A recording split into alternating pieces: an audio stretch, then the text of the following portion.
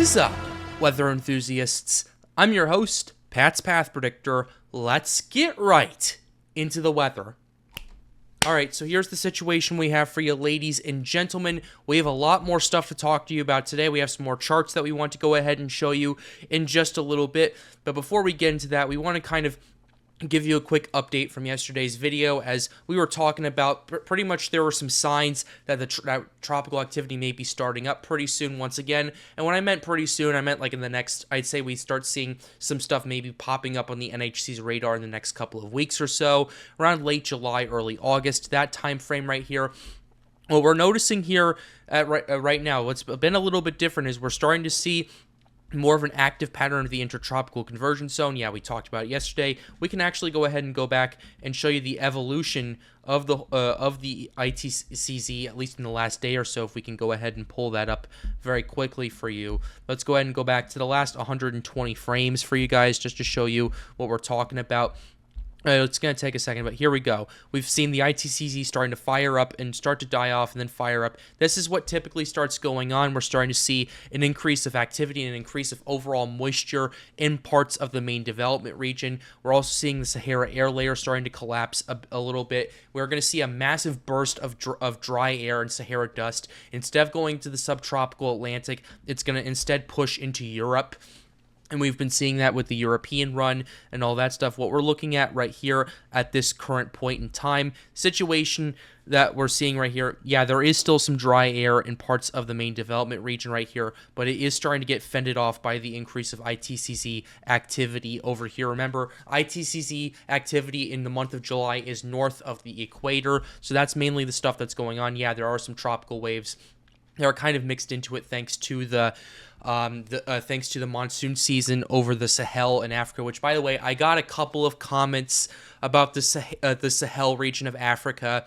People were kind of making fun of it a little bit, which, okay, I kind of understand why, but anyway, the Sahel region is the area exactly just south of the Sahara desert, and it's the kind of the area between the tropics of Central Africa and the desert of northern Africa. It's kind of like that Sahel region where it's kind of the more of a savanna region, more of a kind of a semi-arid area compared to what we were seeing in the Sahara, where it's more arid and some semi-arid places near the Nile River, but that's kind of what the Sahel is right there. And they have a monsoon season similar to what India does. It usually lasts from June until October.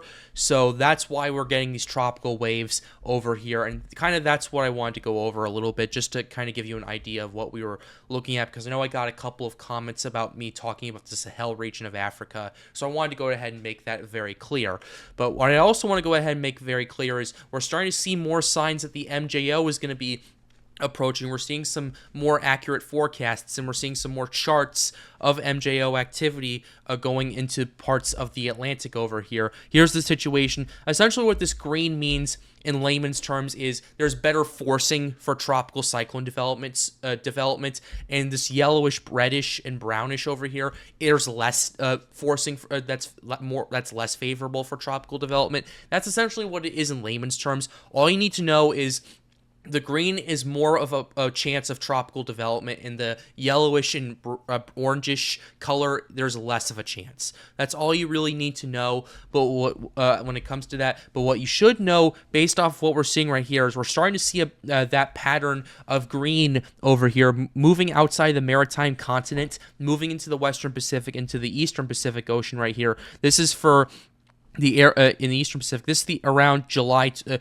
is the area around July 24th over here. So that's about 9 days from now, where the MJO starts to approach and enter into parts of the Eastern Pacific Ocean. What that generally does is it increases more tropical activity in the region. It doesn't take into a factor a few other things, but we'll get to that in just a second. But then around July 29th, we start to see that greenish color start to impact much of the western and central Atlantic over here.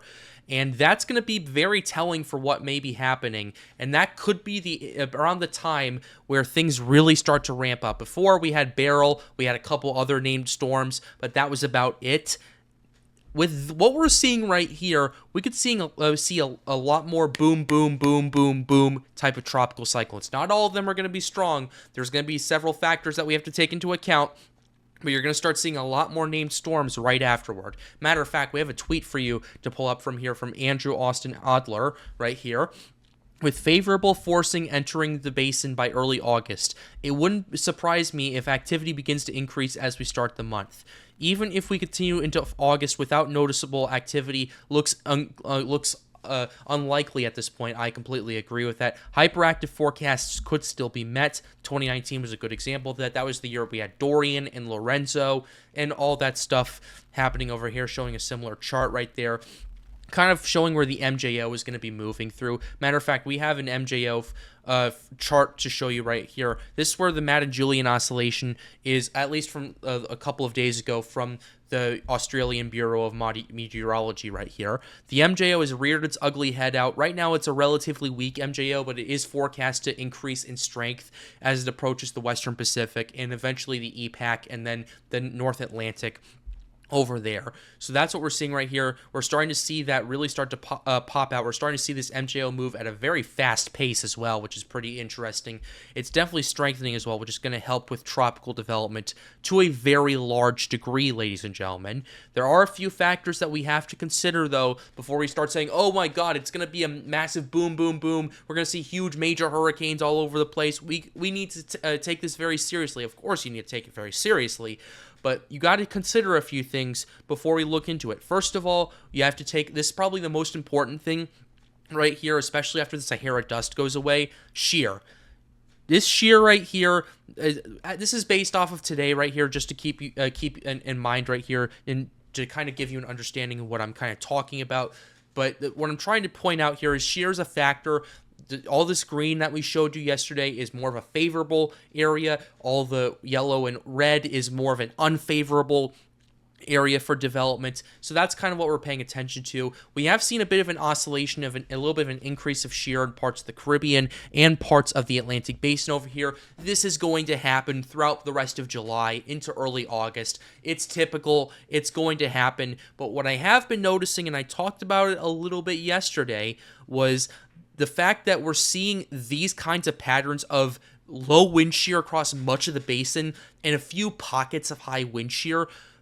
That's a little concerning to me, especially as we get into late July when the MJO finally kicks in over the Atlantic Ocean. Because with the MJO, like I said, is it increases tropical activity. And based off of this chart right here, there's not going to be much shear, at least by and large, that's going to stop tropical development from happening. So that's the main reason I'm concerned from this, and that's why I'm showing you all these charts and everything like that when it comes to the green and the yellowish and orange, and that's why I'm explaining this all to you guys, because this all these are all pieces in a puzzle right here. So essentially, what we're seeing right here is we are seeing these oscillations. Again, we're seeing a bit of an uptick, but it's kind of going up and down, up and down, up and down, trending down very, very hard from what we've been seeing previously. Matter of fact, we can go ahead and pull up the shear forecast to kind of give you an understanding of what we're potentially looking at. Let's show you the 200 to 850 millibar wind shear, courtesy of the 12Z European. The great thing about uploading this at 5 p.m. instead of 3 p.m. my time is that I can show you the 12Z run to kind of give you a better understanding, as well as an updated version of what we're looking at. So let's go ahead and show you the 12Z run right here. Let's go ahead and go out to about 24 hours out. Over here, give it a second to load. It's going to take a second to load, but essentially what we're going to see is that continued oscillation of the wind shear and everything like that. We're going to have to pay attention to that. Okay, let me go ahead and refresh the page for you guys right here. It's going to take a second, but anyway, that's kind of what we're potentially looking at. This is what we have 24 hours out. Yeah, it's pretty overall right now. It's kind of going to be oscillating. There is going to be an increase and decrease, rise and fall of wind shear. There is going to be a significant increase of wind shear across the western Maine development region, across parts of the Atlantic Basin. That's typical. That's going to happen. It's one of those oscillations we keep telling you guys about. However, by the time we get to 5 days out, let's go ahead and show you that, we start to see a bit of another pattern change where the wind shear kind of just maxes out in a lot of areas. It weakens considerably in the Caribbean Sea where the dead region is for tropical activity. It's pushed up further to the north around Cuba and the Bahamas, which is pretty interesting. Gulf of Mexico, still not very much wind shear outside maybe like the southern part of it over here. So definitely something to keep an eye on, absolutely. But Maine development region, you don't see as much shear. You do start to see an increase of it coming from the eastern part of the main development region coming off of Africa over here, and that's typical. That's going to fluctuate up and down right here, but overall we're on that downward trend, and I'd say by the last week of July and even in the first week of August, we're going to see that wind shear just completely get down to the levels we see when we start seeing an active hurricane season. The wind shear maps that I'm seeing based off of what we're seeing right now, essentially, what that's telling me is the wind shear is several weeks ahead of schedule, and I would say this is more of an early August setup, early to mid-August setup right here. This is what I'm noticing. Now, from what I'm looking at, this is Again, this is July 15th, ladies and gentlemen. This is around a first to second week of August type of setup. So essentially, we're about a month ahead of schedule with the wind shear, 3 to 4 weeks or so, which that's pretty concerning to me. And once again, as you see this chart right here, that's kind of in line from when the MJO enters the Atlantic Ocean and the MJO starts to bring more moisture and more tropical activity across a lot of the areas right there. And speaking of moisture, let's go ahead and show you the dry air thing right here. The dry air, we've been paying attention to it. We've been showing you the models with it. We've been showing you the forecasts with it. Let's go ahead and pull it up one more time just to show you guys. But yeah, what we've been seeing is, starting in the next few days, we're going to see, instead of a huge amount of Sahara dust pushing into the subtropical and tropical Atlantic like we've been seeing over the last couple of months or so, what we're going to see is the starting of what is known as a blocking pattern, and that's going to start pushing about half of that Sahara dust up to Europe over here. It's already starting that process. It's starting to push it up into Europe. You're starting to see a high pressure system start to build up a little bit that will help push that up to Europe. Typically, when it comes to that kind of stuff, usually you have more of a low pressure setup around that region. That's going to help. This is going to kind of circumnavigate the Sahara dust up to the Iberian Peninsula, France, those areas right there, and you start to see a very sharp reduction of the Sahara dust. And now, European forecast is calling for more Sahara dust towards the end. This, in my opinion, looks like it's going to be that last giant surge of Sahara dust that we typically see before it finally dies off, and this low pressure system over here starts pushing it into Europe over here. Matter of fact, I want to go ahead and see the anomalies when it comes to how dry the atmosphere is. Let's go ahead and show you that. Much more moist atmosphere than average, ladies and gentlemen. I've been telling you guys this for a long time. The Sahara dust hasn't been non-existent, but it's been significantly decreased compared to what we were seeing in 2022, which we had so much Sahara dust where we didn't see any tropical activity until September, and last year, which was around average Sahara dust or so.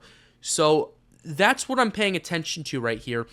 This green and brown, these are anomalies. These are more moist than average and more dry than average. And we're seeing a much more moist environment across much of the Atlantic than average. And guess where the highest anomalies are?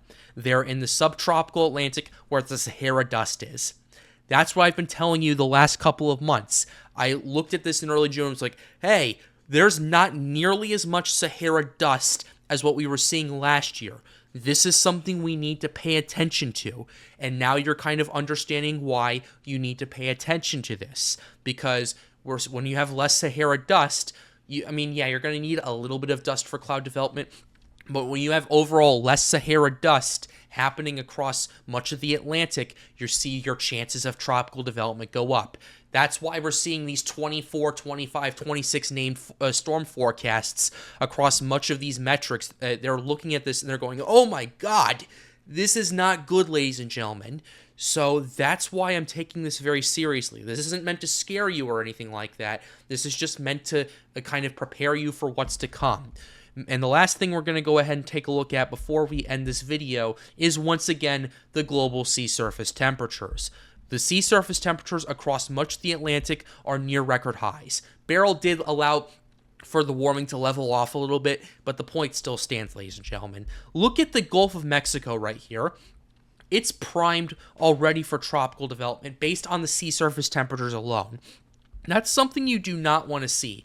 You're seeing this massive area of 30 plus degrees Celsius or 86 plus degrees Fahrenheit for those tuning in from the United States and in the Gulf Coast. You're seeing this massive area of this much warm water I don't think we even saw this at this point last year. Expanding this across this much of the Gulf of Mexico.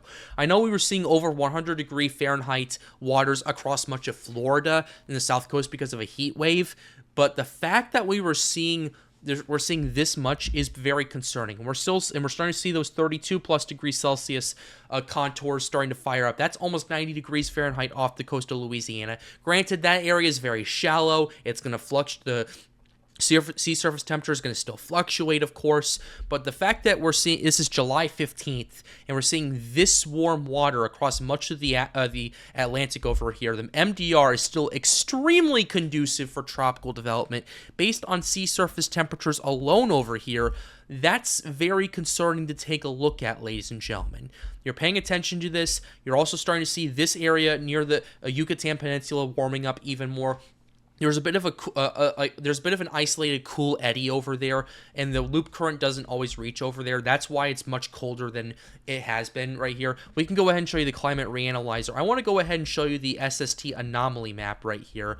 If it pulls up, yeah, you're seeing overall much warmer than average part of the Atlantic Ocean right here. And in these areas in the subtropics right here, you're starting to see a little bit of a below average anomaly right here, which normally you'd think, oh my God, this is some good news right here. It's not exactly good news, because what that's going to end up doing is it's going to concentrate the sea surface temperature anomalies and concentrate the extreme sea surface temperatures to the tropical Atlantic right here. Remember, I talked to Alex Baller and my tropical team about this. A similar thing happened in 2017. That was the year we had Harvey, Irma, Maria, Nate, Franklin, Gert, all those hurricanes right here. We had 10 hurricanes in a row that year. So this is a similar situation to what we were seeing in 2017, at least with the sea surface temperatures. OHC over here is still literally off the charts, ladies and gentlemen. And the ocean heat content over here, we're seeing those very warm waters reach very deep down. Like in some areas, we can go ahead and show you some of these maps. Let's go ahead and show you the 26 degrees Celsius depth right here. In some of these areas right here, they're over 150 meters deep, which that's 500 feet for those living in the United States. That's 500 feet. That's taller than a lot of buildings in your town, in your city, in all those areas right there. That's how deep down it is. Look at this huge isolated area in the Caribbean. The Gulf Stream, we're seeing areas around 400 feet below the sea surface temperatures, getting 26+ degrees Celsius. That's your magic number for tropical development. That's your magic number for hurricane development right there, ladies and gentlemen. So the fact that we're seeing this deep of warm water, seeing this warm water and it going down this deep is very concerning for me right here. And it's not just concentrated in the Western Caribbean and in the Gulf, in the loop current. It's also in parts of most of the Caribbean Sea. It's also in much of the main development region over here. The Western MDR is seeing about 300 feet below average of 26 degrees Celsius, or about 79 degrees Fahrenheit. Right there, that's something you need to take a look at right there, ladies and gentlemen. And the OHC is just continuing to be off the charts right here with all this stuff going on. We're seeing 150 OHC, like a huge area of 150 OHC across the Western Caribbean Sea, and even a few pockets of it in the Eastern Caribbean Sea where Beryl went through. Like I said this before, and I'll say this again, ladies and gentlemen, Beryl did absolutely nothing to the OHC because it was moving too fast. It did do some things to the OHC in parts of Texas, parts of the Gulf of Mexico over there, but it didn't really do that much, and it's quickly recovering. And we're having a situation where the entire Gulf of Mexico is now at least 50 to 60 OHC. You don't see those numbers until late August or early September, ladies and gentlemen, on average. Now that it's early July, we're seeing this amount of OHC, and that's expected to continue to grow and increase across a lot of these regions right there. And as hurricane season looms closer and closer, we will absolutely keep you updated here on the Pat's Path Predictor channel. Be sure to leave a like and subscribe to the channel if you are new. It helps us out, helps us make more videos like these. The goal of this channel, as always, is to get more people engaged with weather. And if you want to come hang out with us at Storms United, be sure to join the Discord server. Link to that is right over there. And with that being said, have a wonderful day, guys. Stay safe.